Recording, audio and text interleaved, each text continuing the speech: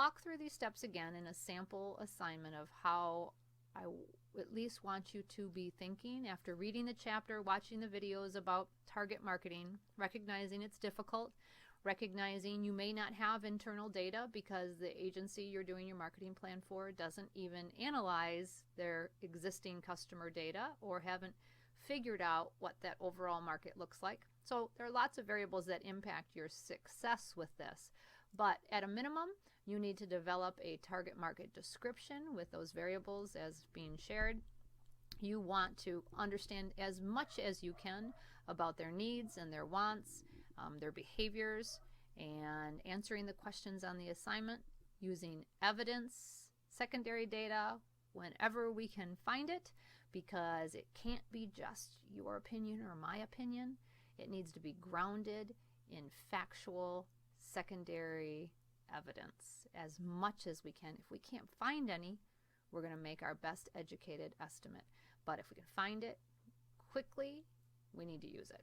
So our last step, once we're what I call bobbleheading this whole way, saying, you know what, I still think going after these male fitness users that are competitive, that are 65 to 75 seniors, right, in this 10-mile radius, I still think this makes a lot of sense.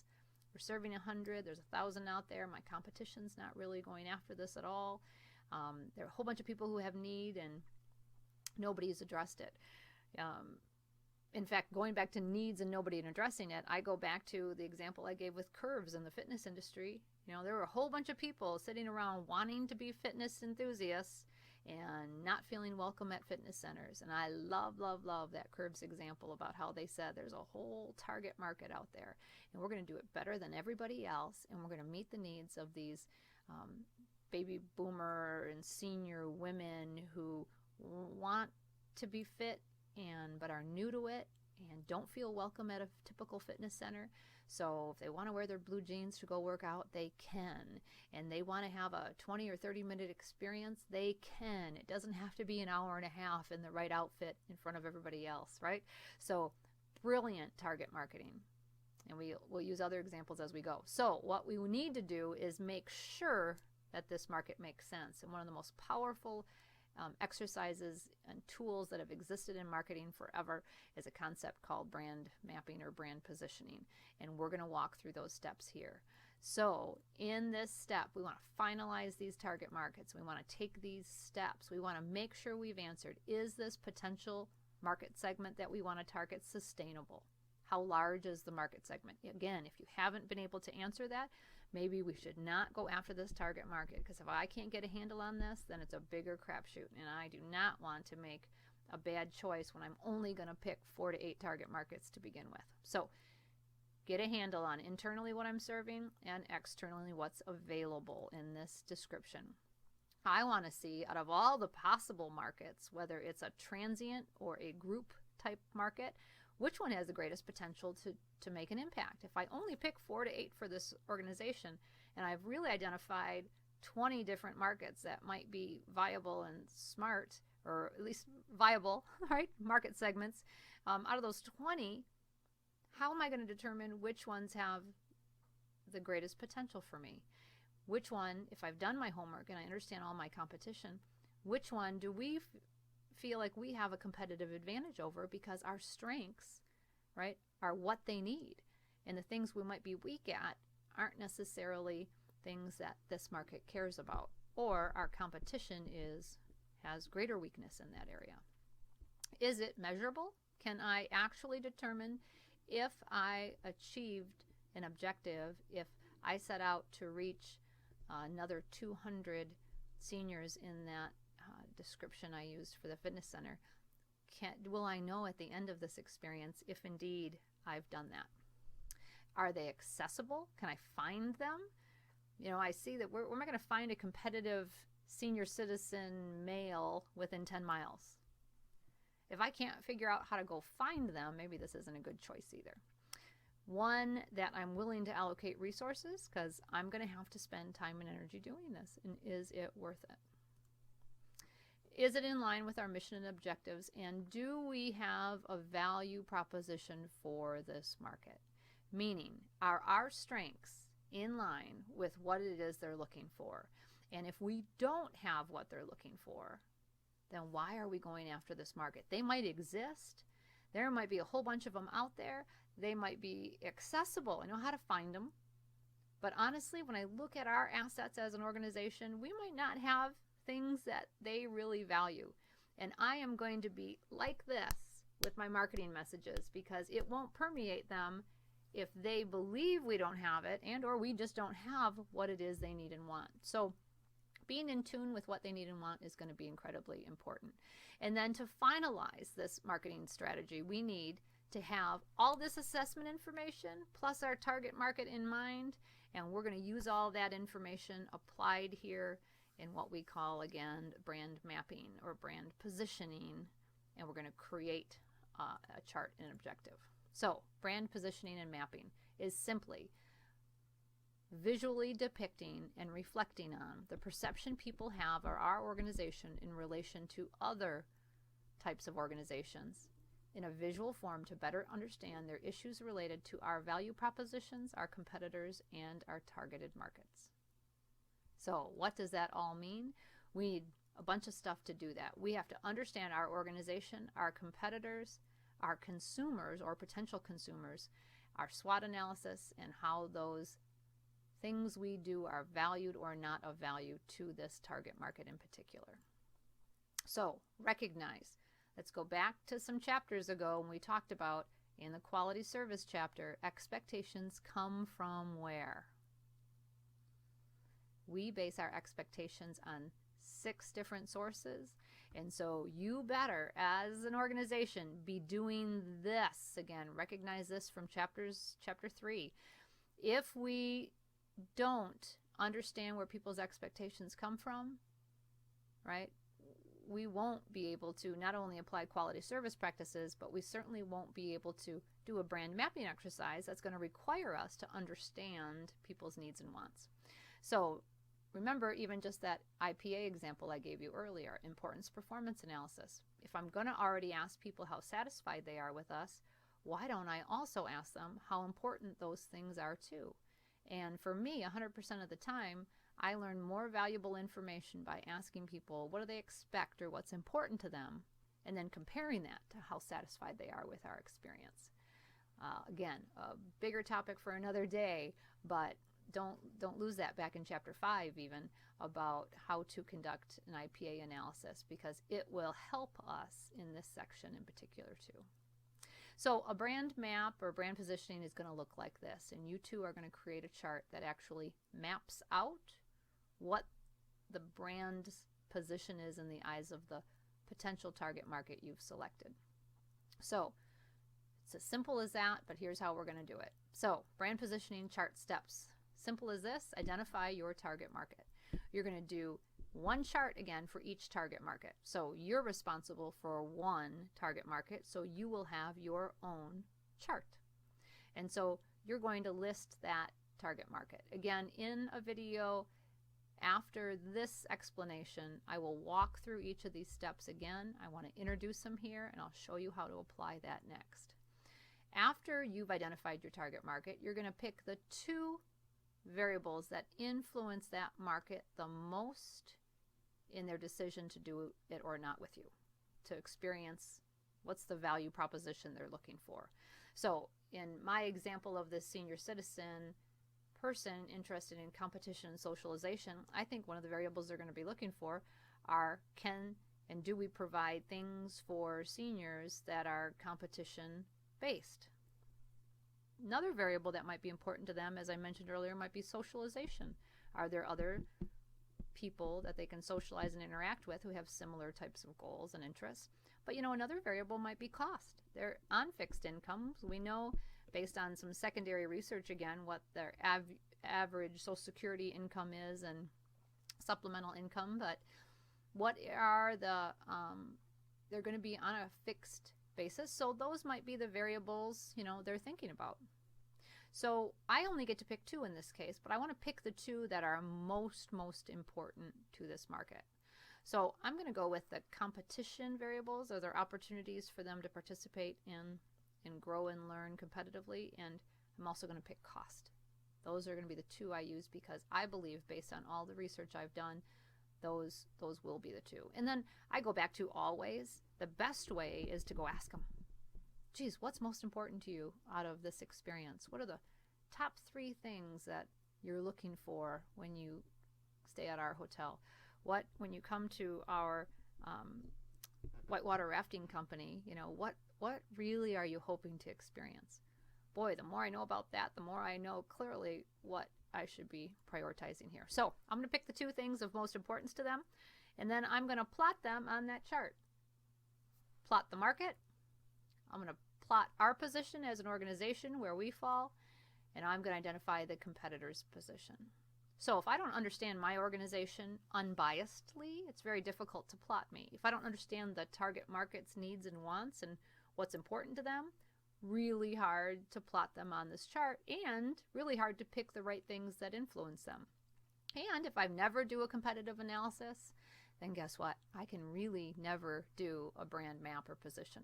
So I go back to, what are the 3 things everybody's got to understand before they ever do marketing? The absolute basic 3. I want you to understand all of it, but the 3 relate right here.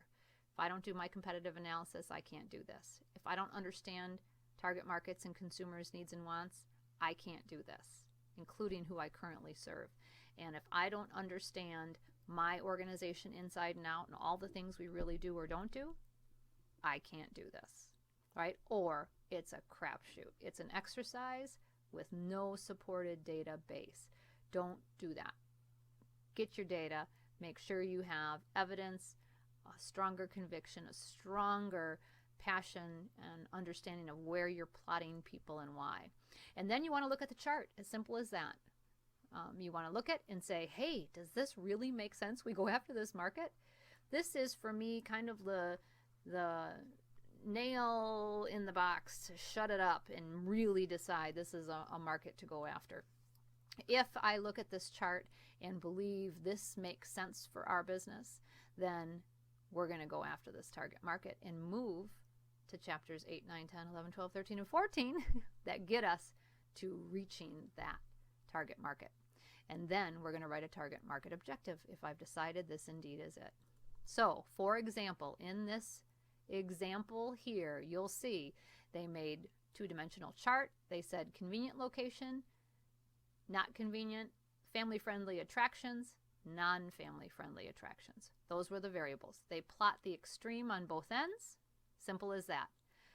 The target market is plotted here, and the leisure traveler wants family-friendly attractions and a more convenient location. Muskegon, as a CVB, Convention and Visitors Bureau, is plotting Muskegon more moderately location-wise and the number of family-friendly activities. You can see Grand Haven is closer to meeting the needs of that market.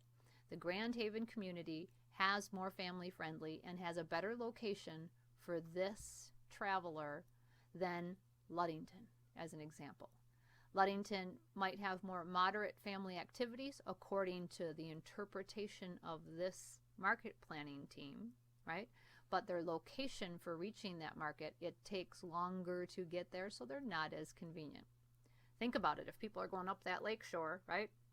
They're going through all those other towns, and if one of those towns meets their needs, like more convenient location with better activities, they're never coming to yours, right? Kind of idea. So your task in this case is to create your own brand map and then explain what that map actually says. So if I reflect on this map, I really want to reflect on it in terms of 3 things. One is, where is the target market? So I have a sentence or 2 that would explain the target market's needs are family-friendly and convenient location. Currently, you'd also, secondly, plot and understand, where are we located? We are a distance from this market. We have more moderate activities in a more moderate location to their needs. And then we explain where the competition is. Some of our competition is closer to meeting the needs of this market, and others are farther away. We would, in this bullet points or paragraph explanation, Simply explain what the chart says to us. Now, in reflecting, our last step is not only to explain what it says, is what does it mean? Do we want to go after this target market? Well, it's a great question. We're not closest to meeting their needs. So the only way we will go after this market is if we can get closer to owning the market. I said that at the beginning of these videos, right?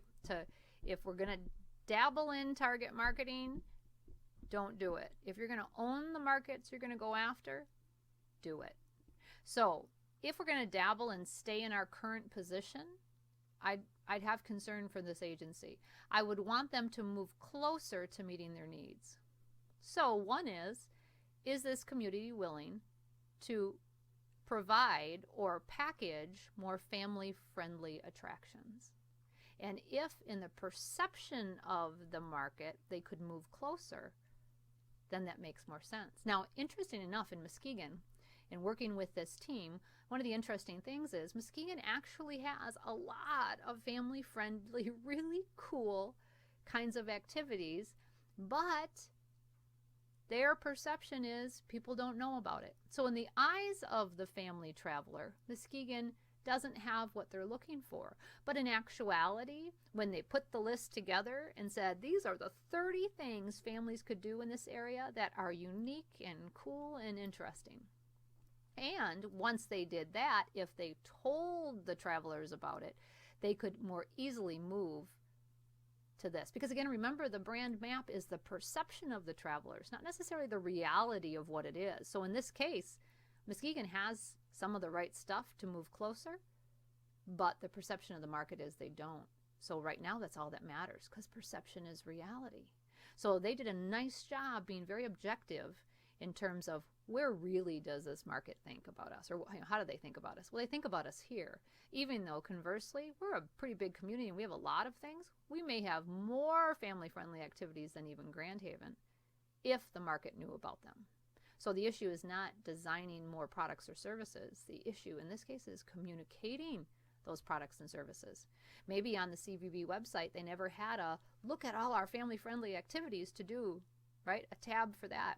Maybe there's never been a publication that said, hey, families, here's all the stuff to do in Muskegon for families, right? We've never created a publication. We didn't have a website link to address those particular needs. Instead, we had a website that had a whole bunch of attractions across the board, but we didn't tell you which things would be of which interest. How about you 20-something adults? Here's the cool things you might want to do in our community kind of idea. So more and more we see agencies starting to target market their communications, and that's where we're going with this. We're not into mass communications. We're into targeted specific communications as we move into our next facet. So in this case, Muskegon actually had the things for this market. They just haven't been communicated. But this location is another issue. I can't change where Muskegon is. So how am I going to move closer to meeting the needs of the market if I'm not considered very convenient? Well, there's some tougher ones, right? Tougher issues.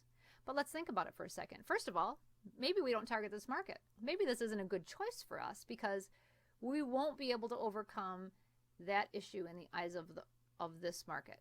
So maybe it doesn't make sense for us to target them because people coming from this geographic area, we'd be going all the time, hey, come to us, and they're going, hey, these other places are closer and I don't have that much time. You're not giving me a good enough reason to drive farther, which is what they'd have to do.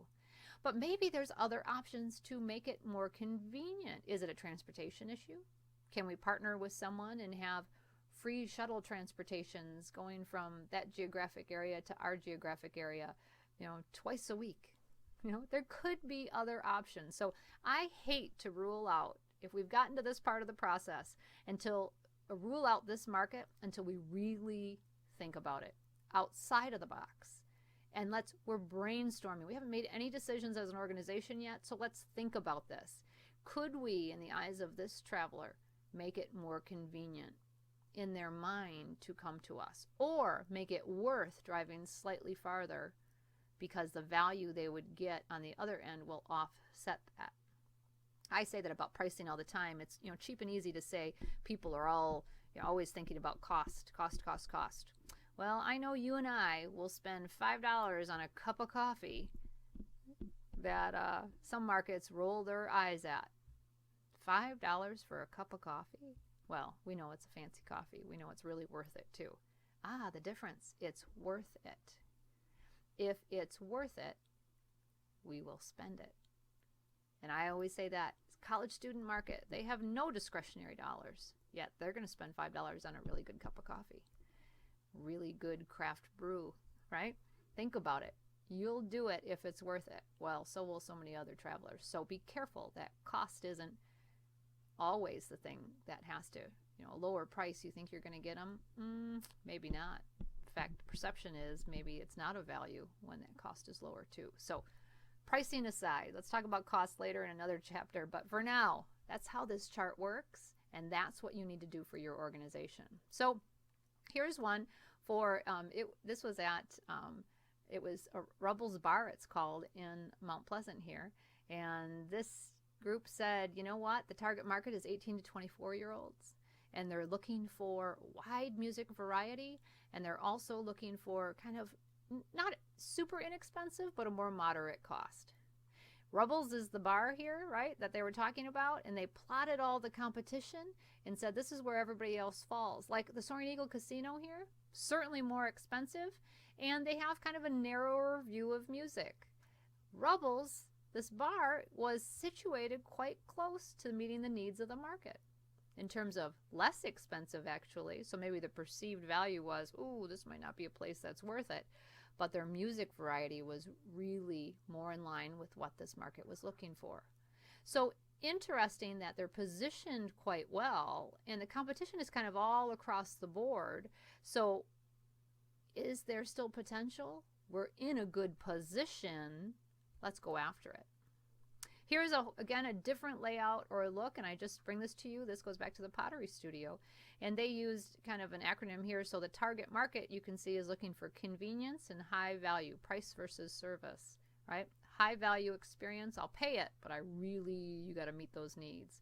And then they looked at everything from, again, non-direct competition, right? So it's a pottery studio. There's no other pottery studio in town, but these are brand new pottery people. They're doing something else with their leisure time and leisure money. So what are they doing? Well, they're going to Midland Center for the Arts, or they're going to a Spirit Creative Center, or they're going to a community center or a parks department. Thinking and knowing what the market's doing. Again, these are direct competitors for this pottery studio. So in this case, we're looking for SS as our studio, and we're situated quite close.